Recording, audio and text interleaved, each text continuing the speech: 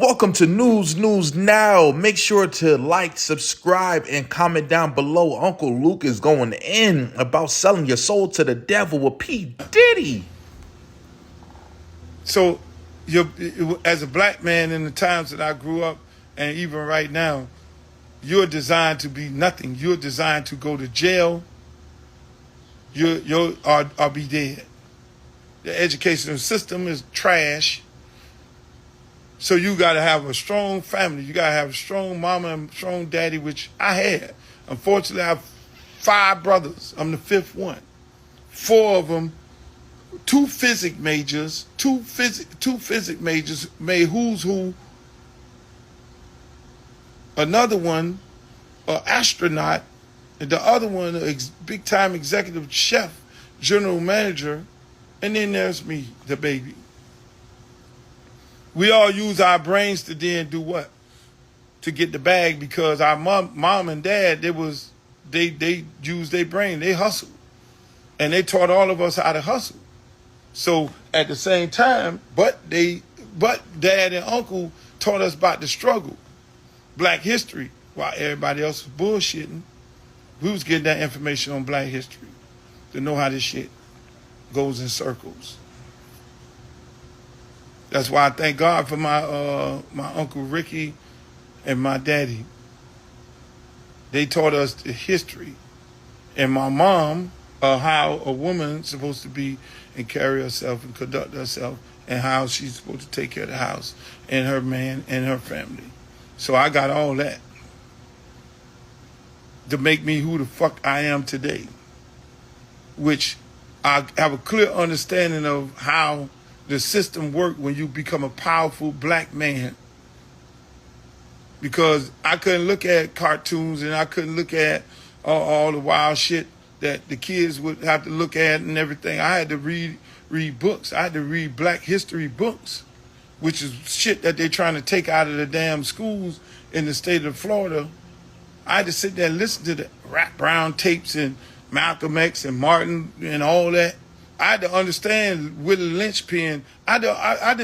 So when they do come after me, I understand who I am as a black man, and I urge all y'all to do that with your kids. No matter how sweet it look, or how many white friends they got, and how many, no, they need to know the history. Because there's going to be a time where it's going to be, okay, it's going to be a time for black versus white. Because unfortunately, you know, hey, look, I don't have no beef with white people. White people are trying to protect their own, and they're trying to look out for their own, and they're trying to keep control. And that's how we supposed to act, govern ourselves the same way. We supposed to protect our own and support our own, but we don't do that enough. And so now when you get in these situations, this is some tough shit. You need to know the political game. Right now, if I get out here right now and say, which I did, I ran for mayor. If I get out here right now and say, hey man, tomorrow I'm going to run for Congress, I need everybody, y'all see them little letters and see the advertisement, send $5, send $10 to the campaign and all that. Well, there are people who are sending, maxing out at $3,500, $1,000 or $500, whatever the max is that they could do. That is how they get the contracts. That is how they control their elected officials. Unfortunately, we don't. That is how, when you get that guy in as a senator or the congressman or the mayor or the commissioner, that is how you get things done, or the school board member. That's how you get shit done. Because if they put more money in your candidate's campaign, then they're going to control your area, and before you know it, your area going to get gentrified. Before you know it, that major corporation is going to have one of their senator boys call up one of these alphabet departments, or call up some big-time person in a big position and say, go raid this motherfucking house. And then they're going to have you, they're going to say, hey, man, go, take this motherfucker down. Go drag this dude. Or drag this guy. That's why you got to know what you're doing when you're dealing with these people. And you can't, when you cut the deal with the devil, just understand you cut the deal with the devil. There's only so much you can do. If you're mad with him, the devil then ease your ass out and go find Jesus. You can't be calling the devil and all that. I'm just saying, you knew what you cut the deal with. You sat in the room with the other motherfuckers who cut the deal with the devil and they sat up there and did all that wild shit. Now you all of a sudden you want to talk shit? And then you want to holler that you want to sue these people? You think these people ain't finna come get you? Shit. They can use all their resources that you're not doing. When you get billions, you're supposed to now dump plenty money into campaigns. So then when they call their senator, then you call your motherfucking senator and say, my senator that I dumped a lot of money in his campaign, or my congressman, or my governor, or whatever the hell it is, I can tell y'all the story right now. Y'all wonder why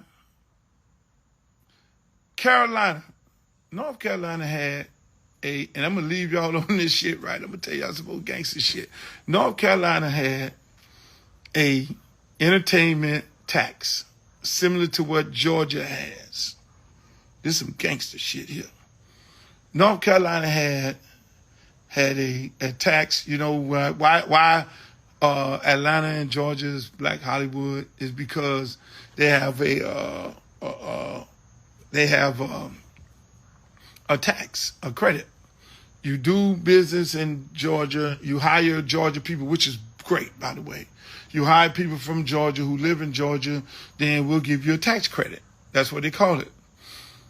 So the more amount of people that you have from Georgia that live in Georgia, that's why a lot of people have to move to Georgia, then claim Georgia as their residence to pay taxes there. Then that's the bigger amount of tax credit you get for your production. So your production could be costing $10 million. Well, you might get a tax credit for $8 million. And so now your production just turned to $18 million. And that's why you go and shoot in Georgia. Well, North Carolina had the same tax credit. I'm going to leave y'all with this one. North Carolina had the same tax credit at one period of time. And there were a lot of people. So North Carolina became in competition with Georgia. This is some gangster shit. And I ain't going to call the company name because I don't want them fucking with me. You know, I got my little chips. I ain't trying to be in the motherfucking courtroom because somebody pile some shit on me and I get dragging me, taking my little chips and shit. So one corporation out of Georgia said, fuck this shit. We want all the money in Georgia. So this one corporation, they had a governor's race. This one corporation dumped a bunch of money. Again, big bank take little bank. Dumped a bunch of money in this one candidate for governor race. With the deal was, you become governor, you're going to take the tax credit away from North Carolina and do away with it. Therefore, everybody in North Carolina going to have to then do business in Georgia. They're going to leave. Then they just erase the fucking competition. This big bank take little bank. This gangster shit. Mind you, that man won. That man took the tax credit away from North Carolina. Therefore, North Carolina was never a competition against them anymore. All the business that was going to Carolina, Georgia was getting its fair share, but then Georgia became the only motherfucker in the Southeast to have a tax credit.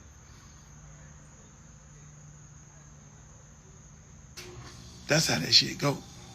So when you cut that deal with the devil and you're gonna fuck with them people and talking about you want to go and sue these people, you better have your shit in order. You better have your house in order. And everybody keep talking about why they fuck with these dudes. Why these dudes getting taken down? Half of these dudes ain't did shit, but then they're gonna drag you and make the public think that you're something different. You lose all your damn sponsors. You lose all your family members. You lose everything. And all of a sudden, you the fucking Antichrist. Overnight, you just became the Antichrist. And you got to start selling shit. And you got to go live a different kind. You better be prepared mentally to live different than how you was living before when you take on that fight. That's why sometimes it's like, Hey, man, y'all work this shit out. Let's do a settlement. You get to a wall where anybody want to budge. Don't go take to the media. You ain't bigger than them people, man.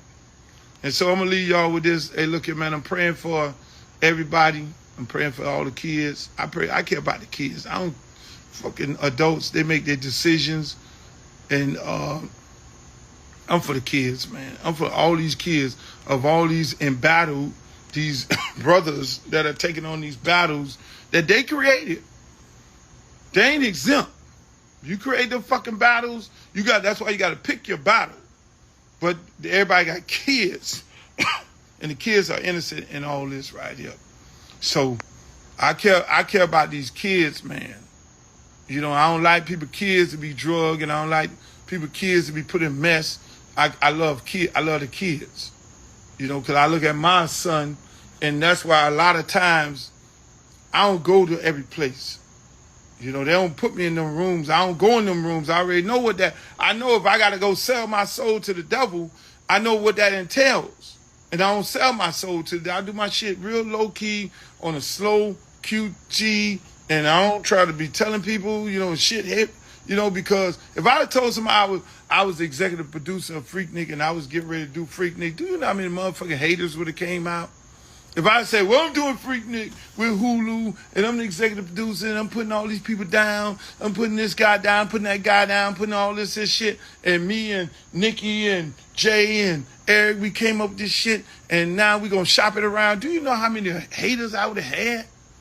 Oh, y'all shouldn't be fucking with Luke. Y'all shouldn't be doing business with Luke. Y'all should be doing this here and all that. So I do my shit on the QT. When you wake up, it's like, oh shit, this nigga got to deal with Hulu. Hulu was owned by Disney. What the hell just happened? I have to do that because in this world, we have some hating people, and it's mostly our own people who go back though. Why you doing a deal with him? Why you ain't doing a deal with me? He this, he that, he all this here. So you gotta know who you are as an individual. I know who I am. I know what's been said about me. And so when I do my projects, y'all see them coming. You ain't gonna know they coming until they coming. And that's how I operate. I'm not gonna get the fame. I'm not gonna get the credit. But then I look at it right now. I say, you know what? I could tell the stories. I could tell the facts with the receipts. I could tell factual stories with receipts and give it to them in the art form of a film, a documentary, a docuseries, a scripted series. And that's what y'all gonna get. So I'm happy these fuckers tried to bury me and ain't give me my flowers. That's why I love, you know, my guy. I see my guy Mike Gardner on here. I love Mike Gardner, headliners. I love what them brothers be doing at Live and all across the country. I love them with family. You know what I'm saying? I love them. You know, and I'm going to tell you, I'm going to leave y'all with this. This is how shit work when you work with each other. And everybody have respect, mutual respect for each other. I never got honored by BET when Stephen Hill was there. He pledged that he would never fucking honor me on no occasion. Won't even give me a ticket to the damn thing. And Mike Gardner, them called up Connie Orlando. She took over BET. One of her first orders of business when she took it, this a lady. Her first order of business, she took over BET when Stephen Hill went out to pasture, and she said, I want to honor Luke for his contribution in hip-hop. Nobody had never did that. Mike Gardner them put a call in to Connie and said, hey, Connie made it happen. That's how I got honored. Because the good old boy system with Stephen Hill and the rest of them, they was not about to honor me, because then puts me in a whole nother level. That puts me in that whole Russell Simmons and Leor Cohen conversation. But I never strive to be in their conversation because they never owned their own record company. They never pressed or manufactured or marketed a record in their life. Put me in that conversation with Jimmy Iovine and Craig Kallman, people who y'all don't probably even know. Put me in that conversation, because that's the conversation where I belong. Because, again, there was a time where it was me, a young Jimmy, a young Craig, and you'll see it in one of my projects. And when we sit all in the room with Doug Morris, and we were sitting in there looking at each other. I ain't know him. Where you from? California. Where you from? Chicago. Yeah, I got my own house record label. Yeah, I produce shit. And the man came up in. Thank you for watching. Make sure to like, subscribe, comment down below, and please continue to watch this channel as we have